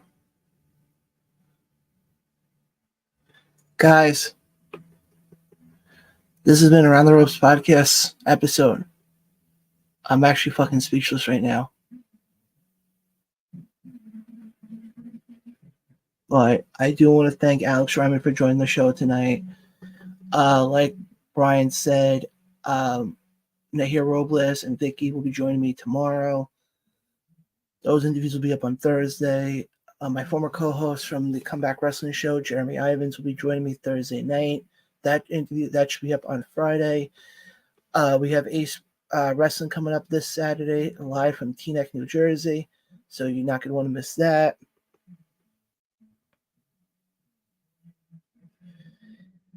I'm going to be honest with you guys.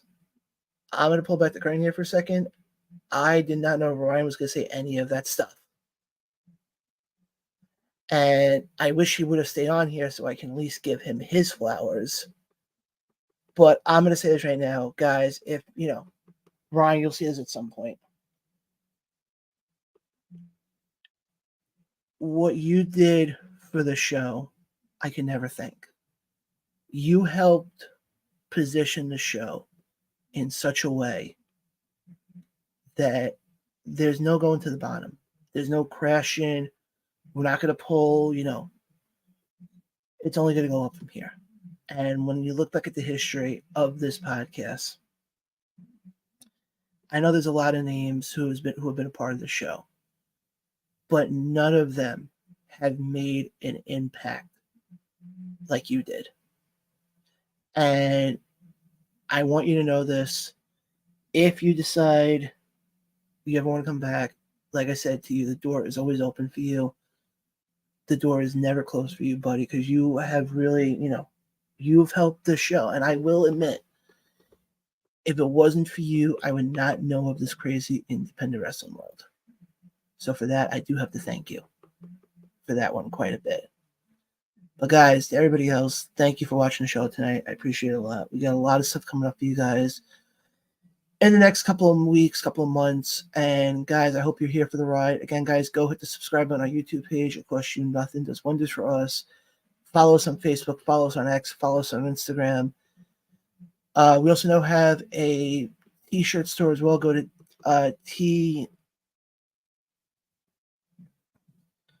tpublic.com. I posted the link today on Facebook. Go buy Around the Ropes t-shirt with the logo on it, phone case, you name it. But guys, like I said, from the bottom of my heart, I appreciate everybody who has watched the show, everybody who's been a part of the show. I want to thank Alex Ryman. Again, guys, we will be back here live next week, next Tuesday. Guys, have a safe Memorial Day weekend. Hit the subscribe button. And we'll catch you guys next time right here on the Around the Ropes podcast. Catch you guys next time.